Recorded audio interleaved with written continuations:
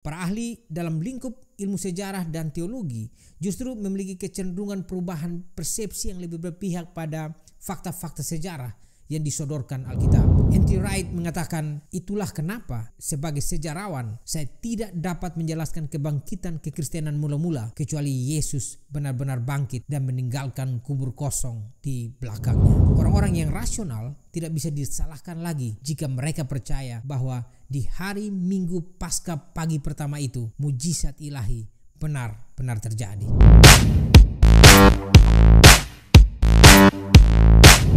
Satu hal yang membuat Yesus Kristus unik dibandingkan dengan pemimpin-pemimpin agama lain adalah klaim dirinya sebagai Tuhan. Di tengah dunia yang pluralistik dan relativistik ini, klaim tersebut terkesan arogan.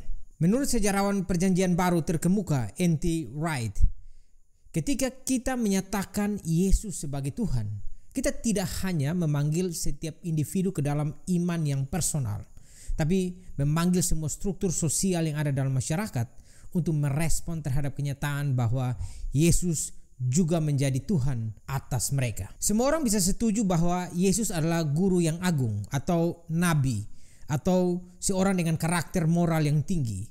Tapi tentang klaimnya sebagai Allah telah memisahkan orang pada dua ekstrim yang berbeda, yakni mereka yang rela mati untuk klaim itu, serta orang-orang yang siap mempertaruhkan apapun untuk menggugurkannya.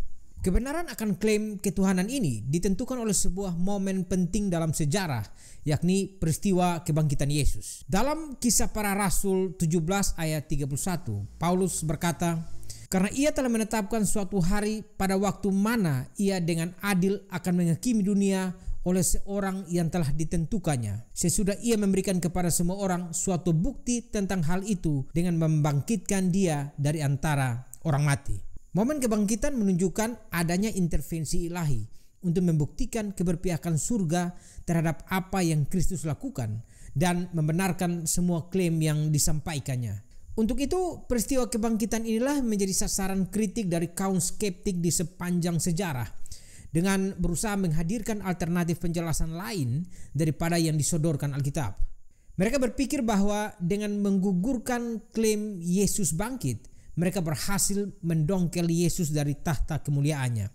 Yesus yang bukan Tuhan adalah Yesus yang kehilangan keunikannya.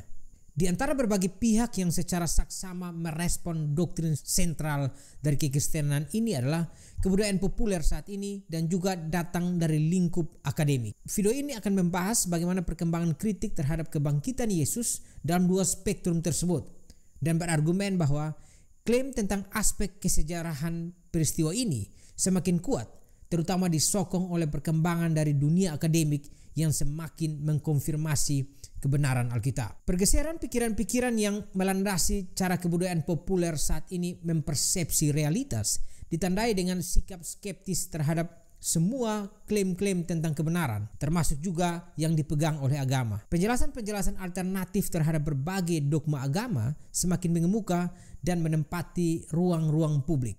Kebudayaan populer ini pun menunjukkan sikap antagonistik terhadap eksistensi Yesus Kristus.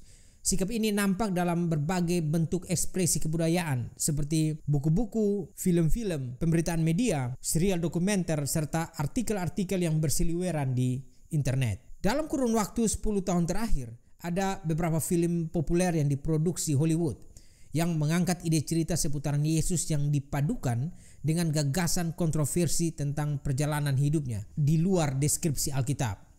Implikasi dari karya fiksi tersebut tentunya menggiring publik pada posisi untuk meragukan berbagai klaim gereja seputaran Yesus, terutama gagasan tentang kebangkitan Yesus secara tubuh. Di tahun 2006, film The Da Vinci Code, kisah fiksi yang disadur dari novel laris karya Dan Brown, menimbulkan atensi dan kontroversi. Ide ceritanya adalah pengungkapan sebuah rahasia yang dipendam gereja selama ini, bahwa Yesus menikah dengan Maria Magdalena dan memiliki keturunan sampai saat ini.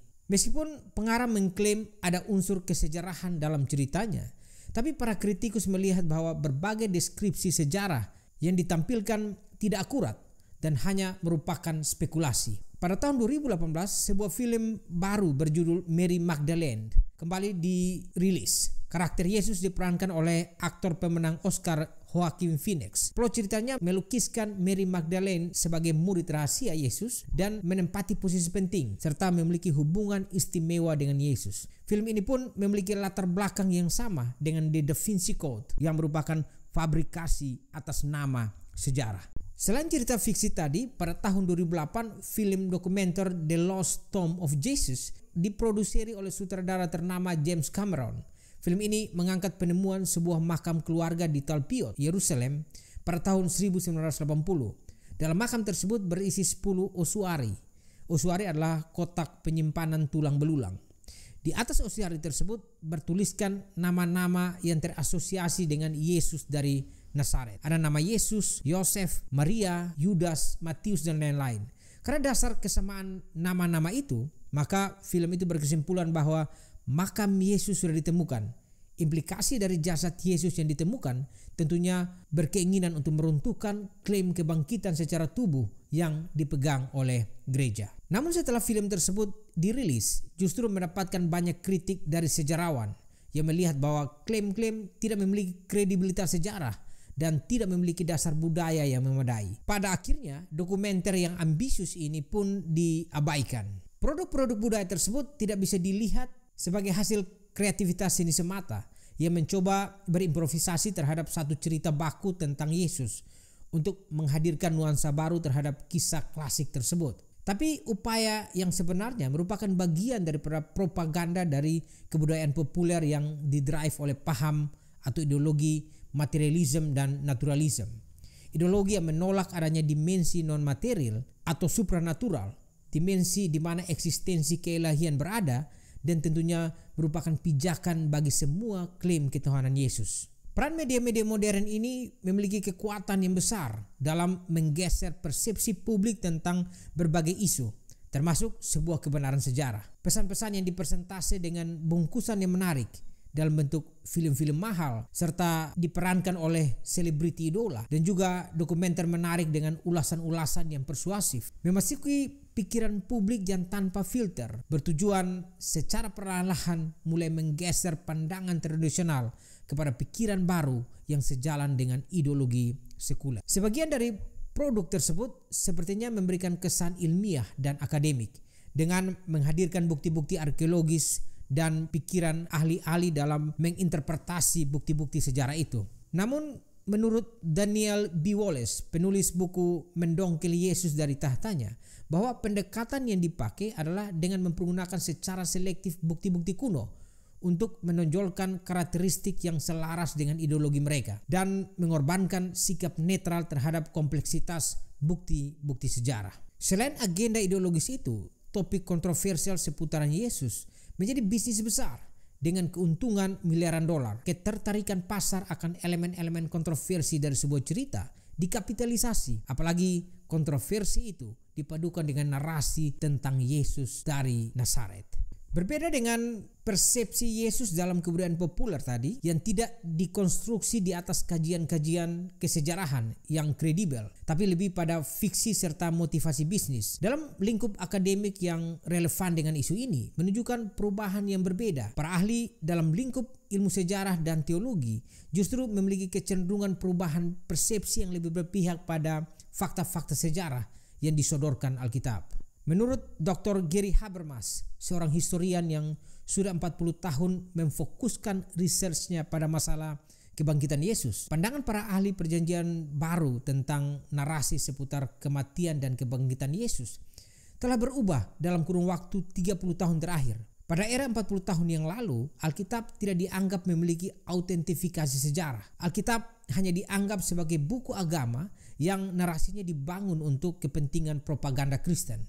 Namun reliabilitas Alkitab semakin berkembang seiring dengan berbagai penemuan arkeologi dan data-data kesejarahan baru. Sehingga Alkitab tidak dipandang lagi sebagai buku rohani saja, tapi juga berisi fakta-fakta historis yang bisa dipercaya dan bisa dijadikan sebagai referensi dalam merekonstruksi sebuah peristiwa sejarah. Dalam disertasi Gary Habermas untuk membuktikan kesejarahan kebangkitan Yesus, dia membangun sebuah metodologi yang diberi nama minimal data approach. Pendekatan ini menseleksi data-data sejarah seputar kebangkitan yang diterima oleh semua spektrum kritikus. Dalam hal ini, sejarawan yang evangelikal dan non-evangelikal, serta konservatif dan liberal. Data-data yang juga diterima oleh skolar liberal terbuka seperti Bart Ehrman dan Dominic Crossan. Fakta-fakta sejarah yang telah diterima oleh para ahli dari berbagai spektrum kritikus adalah: pertama, para ahli sepakat bahwa Yesus mati di kayu salib. Kedua, para wanita menemukan kubur kosong. Tiga, penampakan Yesus setelah bangkit kepada berbagai saksi secara terpisah. Keempat, kepercayaan para rasul tentang kebangkitan Yesus dan rela mati demi keyakinan itu. Kelima, konversi dari musuh Yesus, dalam hal ini Paulus dan Yakobus. Serta keenam, ledakan pergerakan kekristenan pada abad pertama. Untuk penjelasan detail tentang 6 fakta sejarah ini, teman-teman bisa kunjungi website GaryHabermas.com. Penerimaan terhadap fakta-fakta sejarah ini pun lahir dari kesepakatan tentang waktu penulisan Alkitab yang begitu dekat dengan peristiwanya. Kitab pertama Korintus ditulis 25 tahun setelah kebangkitan Yesus. Tapi ada bagian yang berkaitan dengan pengakuan iman mula-mula yang dapat ditelusuri sampai lebih dekat pada peristiwa kebangkitan. Bahkan ahli perjanjian baru yang menyatakan diri sebagai agnostik dan cenderung ke ateis, Bart Ehrman, mengakui bahwa pengakuan iman ini sudah dipraktekkan orang Kristen sejak paling tidak 1-2 tahun setelah peristiwa penyaliban Yesus. Pencatatan yang dekat dengan peristiwa ini pada akhirnya menggugurkan legendary development theory, sebuah alternatif penjelasan yang dipegang oleh para kritikus sampai pada abad 19. Teori ini menjelaskan bahwa cerita tentang Yesus telah berkembang menjadi legenda. Ia mati pada tahun 30 sebagai guru moral yang baik, namun seiring waktu legenda menjadikan dia Tuhan. Narasi tentang Yesus tidak diturunkan lewat tradisi oral atau tuturan yang memungkinkan berkembang dari satu penutur ke penutur berikutnya, tapi dalam bentuk tulisan yang didokumentasikan oleh saksi mata, dalam hal ini para rasul, dengan waktu yang sangat dekat dengan peristiwanya. Kembali pada fakta-fakta tadi, penerimaan terhadap fakta-fakta ini tidak berarti mereka sepakat dengan penjelasannya. Latar belakang worldview atau cara pandang terhadap realitas juga mempengaruhi pilihan penjelasannya.